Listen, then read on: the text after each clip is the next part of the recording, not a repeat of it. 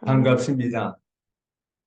우리 선교사님들을 뵙게 돼서 무척 반갑습니다. 이 시간 저는 민수기 13장 21절로 24절 말씀을 통해서 보배로운 종에 대해서 말씀을 드리면서 같이 은혜를 받고자 합니다. 오래전에 성전을 건축을 하고 탈진이 됐던가 봅니다. 빈혈로 응급실에 실려간 적이 있습니다. 응급실에 실려가니까 제일 먼저 제게 의사는 수혈을 놓게 했습니다. 간호사가 바늘을 찌르자마자 수액이 들어가는 느낌을 제가 봤습니다. 그 어지럽던 머리가 갑자기 시원해집니다. 이 올라가는 것을 제가 느낄 수가 있죠. 어깨까지 올라갔을 때에 모든 빈혈은 다 끝났습니다. 주사바늘을 꽂았기 때문에 다 맞고는 나왔습니다마는 제가 그 수혈을 맞으면서 굉장한 은혜를 받았습니다. 우리가 전하는 복음이 오늘 우리 강단에서 증거하는 이 말씀이 이런 역사가 일어나야 합니다. 하나님의 수혈을 공급해서 머리가 빙빙 돌고 답답하고 견딜 수 없는 고통을 받고 온 성도들이 말씀이 들어가는 순간부터 새 힘을 얻고 소생하는 그런 역사가 일어나야 함을 저는 수요를 맞으면서 느끼게 되었습니다. 성경에 보면 에스겔 47장 말씀에 보면 성전에 물이 흐르는 곳곳마다 바다가 살고 강이 살고 수목이 살고 물고기가 사는 이런 역사가 일어났습니다. 열왕기상 19장 말씀에 보면 엘리야가 사역을 하다가 탈진이 되었을 때 로뎀나무 밑에서 천사가 먹여주는 구운 떡을 먹고 다시 새 힘을 얻고 호렙산을 향해서 40주야를 달려가도 피곤치 않았다고 말씀하고 있습니다. 에스겔 37장 말씀에 보면 에스겔 골짜기에 마른 뼈들이 가득했을 때 에스겔이 하나님의 은혜의 수액을 공급하자 이 뼈 저 뼈가 들어맞고 일어나서 큰 군대가 되더라고 했습니다. 오늘 우리 주의 종들이 전하는 복음은 수액보다 수만 배의 능력이 있습니다. 로마서 1장 16절 말씀 보면 복음을 부끄러워하지 아니하노니 이 복음은 모든 믿는 자에게 구원을 주시는 하나님의 능력이 됨이라고 했습니다. 네.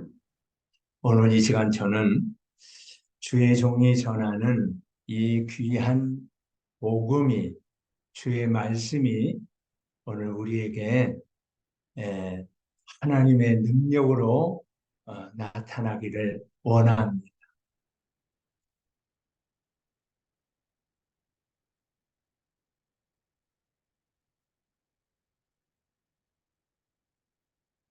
뭐가 떠서 잠깐 제거를 했습니다. 오늘 이 말씀을 통해서 우리가 다시 새 힘을 얻고 하나님 앞에 보배로운 사역자가 되기를 원합니다. 디오게네스가 대낮에 등불을 켜고 아테네 거리를 거닐고 있었습니다. 사람들이 다 미쳤다고 했습니다.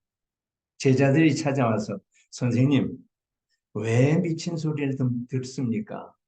등불은 밤에 켜고 다녀야지 대낮에 왜 켜고 다닙니까?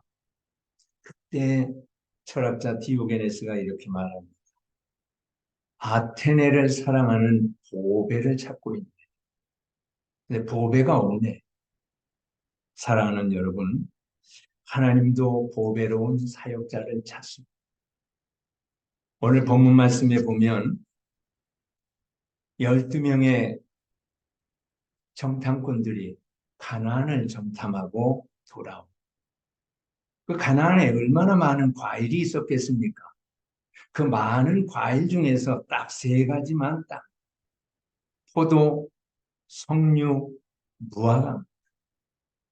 오늘 이것들은 교회 보배들. 오늘 이 시간 이 세 가지의 과일이 어떤 영적인 의미가 있는지 살펴보면서 은혜를 받고자. 포도입니다. 첫째, 포도는 우리 잘 아는 대로 예수님을 의미합니다.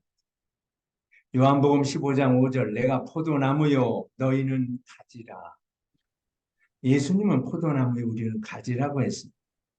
가지는 나무의 수액을 받아서 싹이 나고 꽃이 피고 열매를 맺습니다. 요즘 제가 읽는 책 중에 그 청년 바보 의사라는 안수연 의사가 지은 책을 읽고 있습니다. 그 책을 읽으면서 참 안수연 의사는 바보였구나. 다른 의사들은 의학 분업으로 파업을 할 때 욕을 먹어가며 혼자 응급실을 지키고 있었습니다. 하나님의 자녀로서 의사 양심에 응급실에 달려오는 그 환자들을 어찌 외면하고 파업을 할 수 있겠는가? 내 장래가 망쳐도 나는 응급실에서 의사의 사명을 감당해야 되겠다.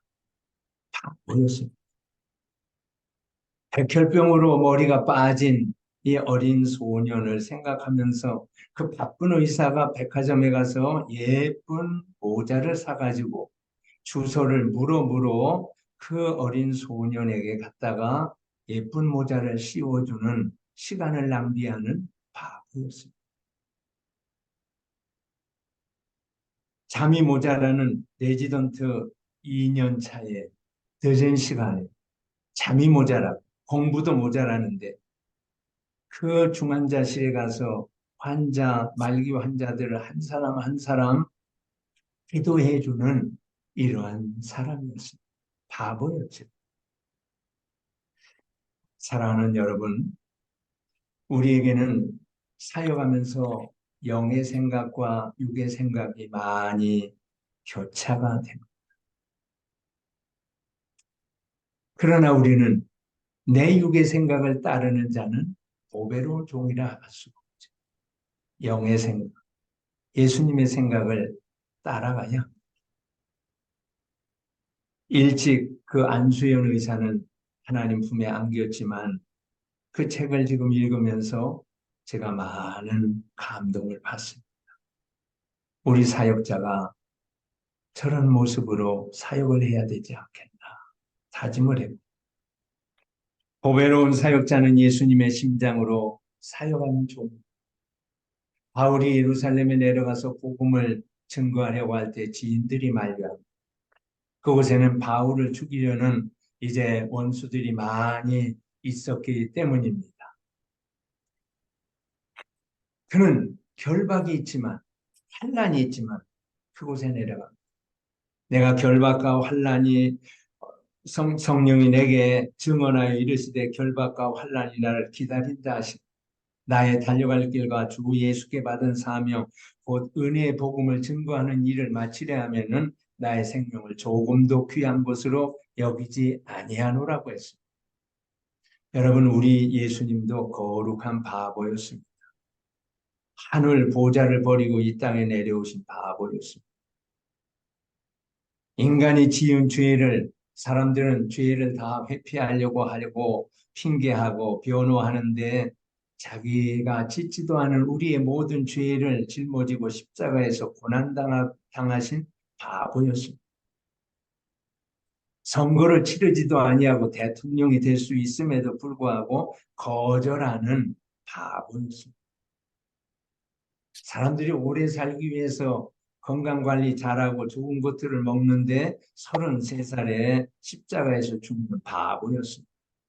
사랑하는 여러분, 오늘 우리는 거룩한 바보가 이 시대의 보배로운 종들입니다. 이런 종들이 되시길 주님의 이름으로 축원합니다. 두 번째는 성령입니다. 여기 성령을 땁니다. 이제 성경에 보면 솔로몬이 건축한 성전의 기둥, 그 보아스와 야긴 기둥에는 200개의 석류를 조각했다고 했습니다. 열왕기상 7장 20절에 보면 두 기둥 머리에 있는 금을 쥐었고 그 머리에 곰같이 둥근 곳으로 돌아가며 각기 석류 200개가 줄을 지었더라. 석류는 세 가지의 의미가 있습니다. 기쁨을 상징하죠. 솔로몬이 술람미 여인을 일컬어 이렇게 말합니다. 미가서 6장 7절에 너울 속에 내 뺨은 석류 한쪽 같구나. 솔로몬은 사랑하는 술람미 여인에게 내 뺨은 석류 한쪽 같다고 그 여인을 바라보며 기뻐합니다. 사랑과 기쁨은 하나. 사랑하는 사람에겐 얼굴에 기쁨이 있어요. 노총각이 얼굴이 그늘 속에서 지내다가 얼굴이 환해지고 기쁨이 있으면 사랑하는 사람이 생긴 것. 석류는 사랑과 기쁨을 상징합니다. 김용균 형제를 여러분 잘 아시지 않습니까? 태안화력발전소에서 사고로 죽은 총각입니다. 그 김용균 형제가 대학을 졸업하고 여러 회사에 이력서를 냈지만은 입사하지 못했습니다.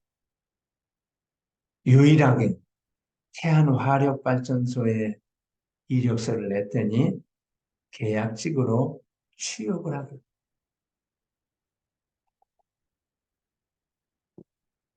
그가 출근하기 전날 밤 양복을 입고 거울 앞에서 기뻐서 잠을 못 잤다고 합니다. 제가 그 말을 들으면서 많은 것을 깨달았습니다. 우리가 하나님 앞에 강단에 설 때 저런 마음으로 서야 하지 않겠 저렇게 기쁘고 설레는 마음으로 강단에서 복음을 외쳐야 하지 않겠나. 다윗은 시편 122편 1절 말씀 보면 사람들이 내게 말하기를 하나님의 집에 올라가자 할 때 내가 기뻐하였다. 바울은 항상 기뻐하라고 말씀하고 있습니다. 사랑과 기쁨은 믿음의 칼날입니다. 왜 우리 사역자들이 기쁘게 살아야 할까요? 기쁘게 사역해야 할까요? 우리는 복음으로 구원받았기 때문입니다. 또 살리는 복음이 우리에게 있기 때문이고 이 살리는 복음을 날마다 우리가 강단에서 전하기 때문입니다. 우리의 기쁨을 그 무엇도 막을 수가 없습니다. 하박국을 우리 잘 압니다. 하박국은 없는 것 투성이었죠. 무화과 잎이 무성치 아니하고 포도나무에 열매가 없고 감람나무에 수출이 없고 밭에 먹을 것이 없고 우리의 양이 없고 외양간에 소가 없을지라도 나는 여호와로 인하여 즐거워하며 나의 구원의 하나님으로 말미암아 기뻐하리로다. 하박국은 다른 것은 아무것도 없어도 오직 구원의 하나님으로 기뻐했노라고 찬양하고 있습니다. 우리가 믿는 하나님은 좋으신 하나님이십니다. 하나님은 당신의 자녀들에게 모든 것을 다 합력하여 선을 이루십니다. 로마서 8장 28절 하나님을 사랑하는 자, 그 뜻대로 부르심을 입은 자에게는 모든 것이 합력하여 선을 이루느니라고 했습니다. 무디 목사님이 목회할 때 교회가 화재로 전소되었다고 합니다. 성도들이 낙심하고 좌절하고 어쩔 줄 모르는데 이 무디 목사님의 얼굴은 밝았다고 합니다. 아니 목사님 교회가 불탔는데 어떻게 얼굴이 그렇게 밝습니까? 예, 우리가 믿는 하나님은 좋은 분입니다. 우리가 그동안 예배당 건축 좋은 예배당을 달라고 기도하지 않았습니까? 하나님이 더 좋은 성전을 우리에게 주실 것입니다. 얼마 안 가서 이 무디 목사님이 사역하는 예배당 더 좋은 더 큰 더 아름다운 예배당을 하나님이 선물했다고 합니다. 여호와를 기뻐하라. 그리하면 네 마음의 소원을 이루어 주신다고 했습니다. 우리는 좋으신 하나님을 아무리 상황이 어려워도 끝까지 신뢰해야 돼요. 역사학자 찰스 베어드는 역사를 연구하며 이런 네 가지를 내어놓았습니다. 꽃이 벌과 나비에게 꽃가루를 빼앗기지만 빼앗기는 것이 아니다. 번식이다. 우리가 사역지에서 손해를 보는 일이 있다 할지라도 내가 하나님 뜻 가운데 산다고 하면 그것은 보배로운 사역자가 된다고 하면 그것은 마이너스가 아니라 우리에게 알파가 된다. 개인, 가정, 국가가 망할 때는 겨만 떨다가 망하더라. 세 번째는 하나님의 공의의 맷돌은 서서히 도는 것 같지만 의인에게는 복을 주시고 악인에게는 저주를 내리신다. 마지막이 중요합니다. 캄캄한 밤에 별이 빛나듯이 인간의 끝이 하나님의 시작이다. 저는 지금까지 목회를 38년 동안 한자리에서 개척을 해서 하고 있습니다. 개척 7년 후에 교회 예배당 성전 부지를 구입하게 되었는데 돈은 없는데 참 순진해가지고 엄청난 땅을 계약을 했습니다. 잔금이 31년 전에 9,700만 원인데 9만 7천 원도 없었습니다. 잔금 날짜는 오늘이 막바지에 이르렀습니다. 성도들은 가난해서 전화 한 통도 없는 거인들이었습니다. 아무리 찾아봐도 돈은 없습니다. 막다른 골목, 홍해에 이르렀습니다. 이런 생각도 해봤습니다. 하나님 그런 생각을 주시더고 눈을 하나 팔아볼까 하는 생각도 해봤습니다. 강단에 올라가서 눈을 하나 감고 설교해보는 연습도 해보았습니다. 실로암에 전화를 해봤습니다. 눈을 사지 않겠습니다. 아마 산다고 했으면 결단을 했을 겁니다. 하나님이 눈을 지키시더군요. 사지 않겠다고 했습니다. 막다른 골목, 이제는 끝이다. 아내에게 여보, 보따리 싸야 되겠소 할 때 전화 한 통이 걸려왔습니다. 친하지도 않은 사람. 목사님, 잔금으로 인해서 고통당한다는 이야기를 제가 들었습니다. 제가 적금을 탔는데 저리로 빌려드리겠습니다. 그것이 4천만 원. 여기저기서 성도들이 힘을 얻고 돈을 빌려왔는데 1억이 넘었습니다. 비싼 고금리는 갖다 다시 주게 하고 잔금을 잘 마쳤습니다. 그때 552평을 서울 근교에서 얻게 되었습니다. 하나님이 주셨습니다. 여러분, 우리는 어떤 경우에도 낙심하지 말아요. 인간의 끝이 하나님의 시작입니다.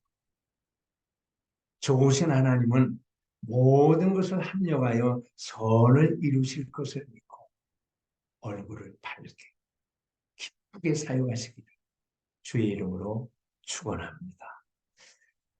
두 번째 성류는 평화를 상징하죠. 솔로몬 성전 두 기둥에는 성류 200개를 조각했다고 했습니다. 교회는 평안의 기둥이 있어야 합니다. 아무리 교회가 크고 재정이 많다 할지라도 교회가 시험이 많고 이제 시끄러우면 좋은 교회가 아닙니다. 시편 122편 6절 말씀 보면 예루살렘의 평안을 구하라. 예루살렘을 사랑하는 자는 형통하리로다 라고 말씀하고 있습니다. 교회의 평안을 구하는 사람은 형통의 복을 받습니다. 우리가 사역을 하면서도 평안을 유지해야 돼요. 지난 봄에 필리핀 클락에 단기 선교를 갔습니다. 선교센터에서 예배당 건축한 곳까지 가는데 상당한 시간이 걸렸습니다. 선교사님에게 아니 가까운 곳에 이렇게 예배당 세울 곳이 많이 있는데 왜 그렇게 먼 곳에 교회를 세웠습니까? 그때 우리 김재성 선교사님이 이런 말씀을 했습니다. 먼저 오신 선교사님들이 다 여기 선교 영역인데 내가 이곳에 예배당을 세우면 그분들과 갈등이 일어나고 평안치 못할 것 같아서 일부러 먼 곳에 예배당을 세웠습니다. 동료 선교사님들과 평안을 생각하는 보배였습니다. 창세기 13장 말씀에 보면 아브람과 롯이 목축업을 하다 초장 문제로 갈등이 일어났습니다. 아브라함은 조카와 갈등하지 아니하고 좋은 땅을 양보합니다. 내가 설을 선택하면 나는 동을 선택하고 내가 동을 선택하면 나는 설을 선택할 것이다. 어떤 면에서 아브라함이 손해를 보는 것 같습니다. 평안을 유지하기 위해서는 양보를 했는데 손해보는 것 같지만 손해가 아니었습니다. 롯이 떠난 이후에 창세기 13장 14절로 17절 말씀에 보면 하나님은 아브라함아 너는 동서남북을 바라봐라. 보이는 땅을 내게 다 주리라. 내가 종과 횡으로 다녀봐라. 내가 밟는 땅을 다 내게 주리라. 오히려 평안을 도모하는 이 아브라함에게 양보한 아브라함에게 더 지경을 넓혀주시는 역사가 일어났습니다. 동료 간의 갈등을 유발하는 자가 아니라 평안을 만들어가는 종들이 이 시대의 보배입니다. 바울도 얼마나 사역하면서 갈등도 있고 인간관계도 얼마나 불편한 면들이 많이 있었겠습니까? 저는 평안을 유지하기 위해서 고린도전서 15장 31절 말씀 보면 날마다 축로라고 했습니다. 주의 종들이 평안해야 교회가 평안하고 성도가 평안하고 가정이 평안하죠. 주의 종들이 평안치 못하면 양들이 평안할 수가 없는 겁니다. 우리 지역이 개발되면서 종교용지를 배정하는데 서로 의논해서 가까운 지역의 종교용지를 이제 합의해서 정하자고 했습니다. 막상 종교용지 배정을 하려고 하니까 서로 좋은 자리를 가지려고 갈등이 일어났습니다. 갈등을 일으키며 어찌 설교를 할 수가 있겠습니까? 좀 양보를 저는 했습니다. 지역이 개발이 지연되면서 종교 용지가 자꾸 바뀌었습니다. 나중에 우리가 양보했는데 우리 종교 용지가 더 좋은 자리로 하나님이 허락해 주셨습니다. 서울근교에 1200평의 부지를 하나님 주셨습니다. 양보는 평안의 밑거름입니다. 사역을 하면서 갈등이 빚어질 때 우리는 평안을 선택해야 양보를 선택해 평안을 선택한 아브라함에게 하나님은 지경을 넓혀 주셨습니다. 샬롬의 원조가 누굽니까? 예수님이십니다. 예수님은 네 집에 들어가든지 평안을 구하라고 했습니다. 그 집이 합당하지 않으면 그 평안이 너희에게 돌아올 것이라고 제자들에게 말씀하셨습니다. 주의 종들은 평안을 만드는 리더가 되어야 합니다. 평안을 조성하는 보배로운 종들이 되어야 합니다. 갈등하며 불화하며 하나님이 역사할 수가 없죠. 마태복음 5장 23절 24절 말씀에 보면 예물을 드리다가 형제와 불화한 일이 있으면 가서 화목하고 난 이후에 평안하고 난 이후에 예물을 드리라고 했죠. 사랑하는 여러분, 오늘 우리는 사역의 현장에서 때로는 동역자와 갈등이 일어날 때도 있습니다. 그럴 때마다 예수님은 평안의 원조인 것을 기억. 아브라함이 평안을 만드는 사람이었을 때 결국 저에게 지경이 넓어진 것과 같이 평안을 만들어가는 사역지의 평안의 일꾼이 될 수 있게 사역자가 될 수 있게 보배로운 종이 되시길 주님의 이름으로 축원합니다. 세 번째 성류는 다산을 의미합니다. 성류는 씨가 많습니다. 해서 여성에 좋다고 하지 않습니까? 예수님은 다산하러 오셨습니다. 마가복음 1장 38절 말씀 보면 너희가 우리가 가까운 마을로 가자. 거기서도 전도하리니 내가 이를 위하여 왔노라. 옛날에는 자녀들을 많이 낳아서 둘만 잘 기르자고 혜택을 주었지만 지금은 우리 한국 아기를 낳지 않아서 큰 문제입니다. 그래서 타산하는 가정에게 많은 혜택을 지금 지자체에서 허락하고 있습니다. 예수님도 타산을 하셨죠. 또 타산하는 성도에게 하나님 100배의 복을 주시겠다고 약속을 했습니다. 아파트 전도를 해보니까 문도 열어주질 않았습니다. 사람 만날 수가 없었습니다. 기도하면서 제게 하나님이 감동을 주셨습니다. 경로당을 찾아가라. 우리 지역에 경로당이 8개인데 매주일 간식을 만들어가지고 찾아갔습니다. 어떤 때는 떡도 만들어가고 고구마도 삶아가고 감자도 삶아가고 빵도 사가고 이런 일을 지금 15년째 해오고 있습니다. 요즘은 하나님이 역사하셔서 한 제과점에서 빵을 우리에게 후원해서 그것 가지고 하고 있는데 1년에 3차례 우리가 초청잔치를 갔는데 경로당의 어르신들이 많이 오십니다. 그분들이 이렇게 말합니다.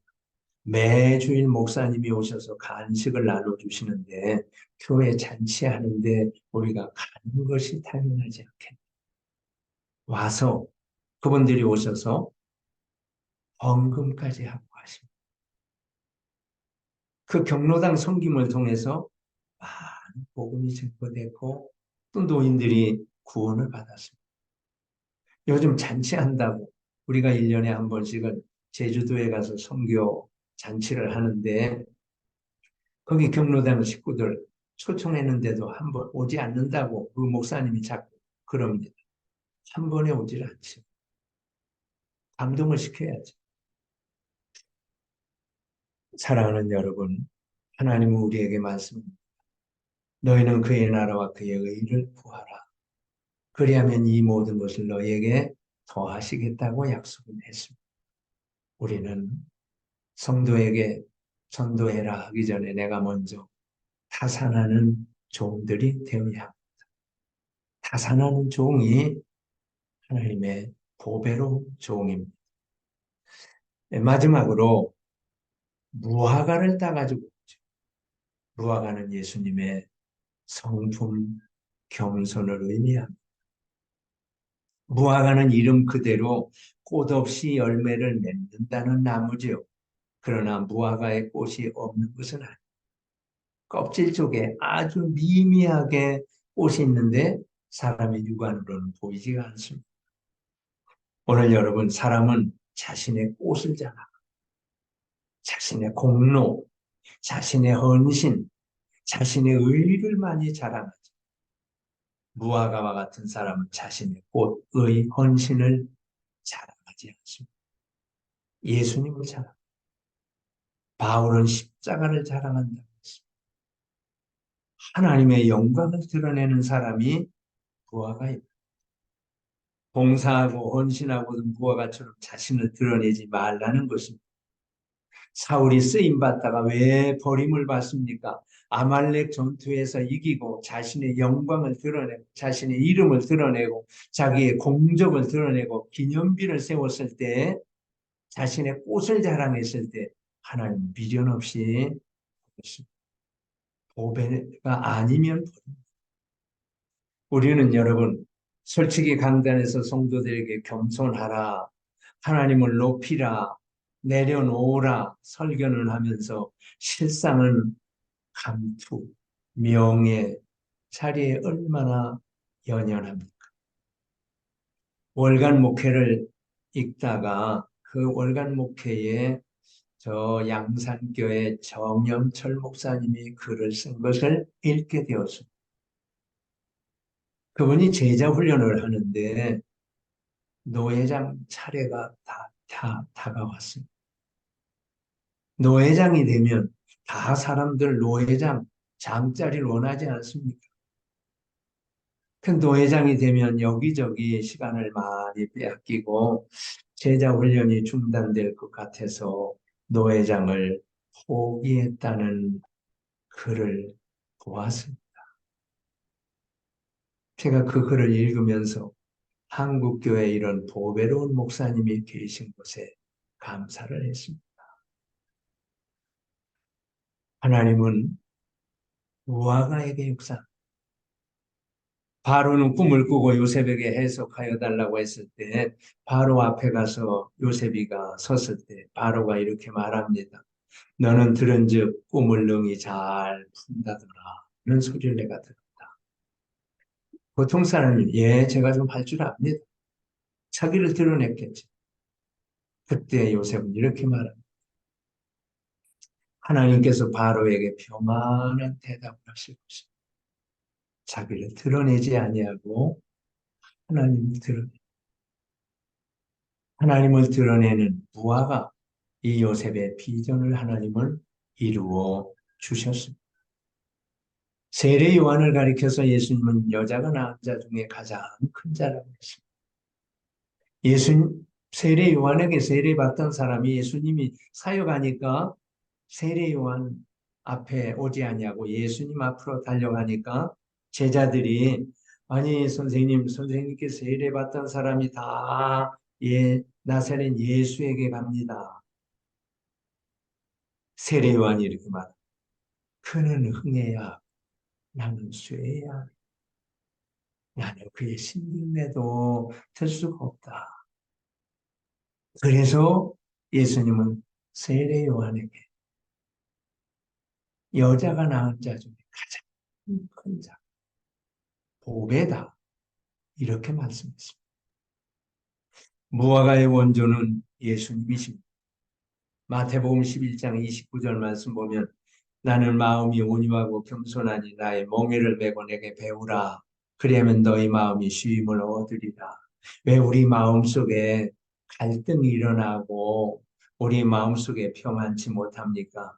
상대를 비교하기 때문에 낮아지지 못하기 때문에 겸손하지 못하기 때문에 사랑하는 여러분, 우리가 어떤 큰 일을 했다 할지라도 우리가 한 것이 아니에요. 바울은 이렇게 말합니다. 나의 나 된 것은 하나님의 은혜로 된 것이. 내가 다른 사도보다 더 많이 수고하였어. 내가 한 것이 아니요 하나님의 은혜로다. 날마다 우리는 자신을 내려놓고 자신을 숨고 오직 예수님만 드러내는 이 시대의 무화과 보배가 되시기를 주의 이름으로 축원합니다. 보배는 집에서 버리지 않습니다. 주부들이 금가락지, 금팔찌를 버리겠습니까? 하나님도 보배를 버리지 않습니다. 사울이 쓰임받다가 버림을 받은 것은 보배가 아니었고 쓰레기였기 때문입니다. 쓰레기는 버립니다. 사도행전 13장 22절 말씀 보면 이세 아들 다윗을 만나니 내 마음에 맞는 사람이다. 나의 뜻을 다 이루리라 했습니다. 다윗은 교회의 보배였습니다. 보배는 하나님이 지키십니다. 사울이 죽이려고 다윗을 추격했지만 다윗은 이렇게 말합니다. 내가 사망의 음침한 골짜기로 다닐지라도 해를 두려워하지 않을 것은 주께서 나와 함께 하심이라. 주의 지팡이와 막대기가 나를 안위하시나니. 선교 현장에 때로는 위험이 도사리기도 하고 때로는 환경이 열악하다 할지라도 보배로운 선교사님 하나님 지키십니다.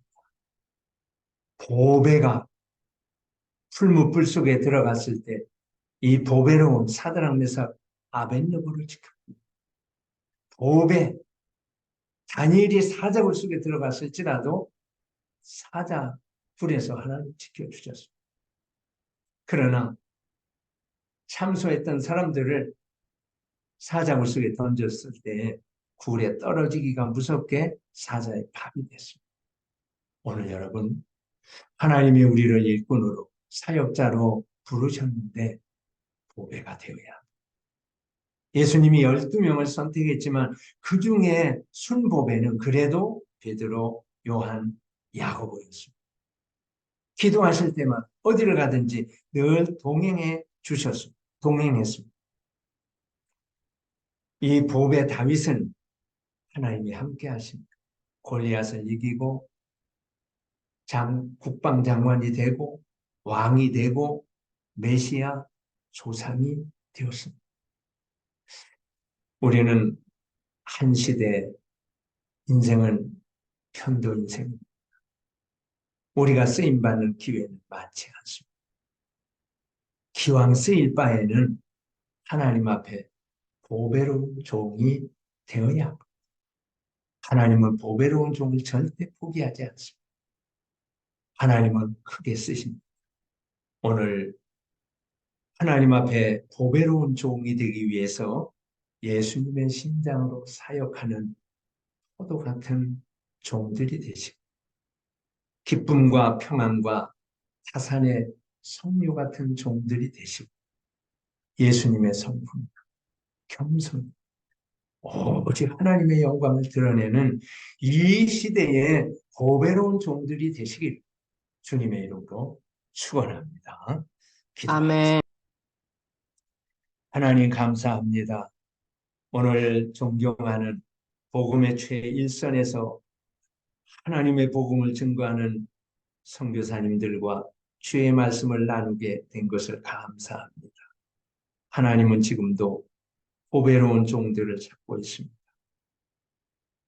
예수님의 심장으로 우리의 마음속에 많은 생각이 교차될 때마다 예수님의 마음으로 성령의 감동으로 선택하고 사역하게 도와주시옵시고 또한 우리 하나님의 일꾼이 날마다 낙심하고 좌절하고 걱정하고 근심하는 종들이 아니라 아무리 환경이 어려울지라도 좋으신 하나님을 바라보며 기쁨과 평안과 복음의 능력을 믿고 다산의 성류 같은 종들이 되게 하시며 예수님의 성품으로 오직 나는 낮아지고 오직 주님만 높이는 하나님의 영광만 드러내는 무화과와 같은 종들이 되게 하여 주옵소서.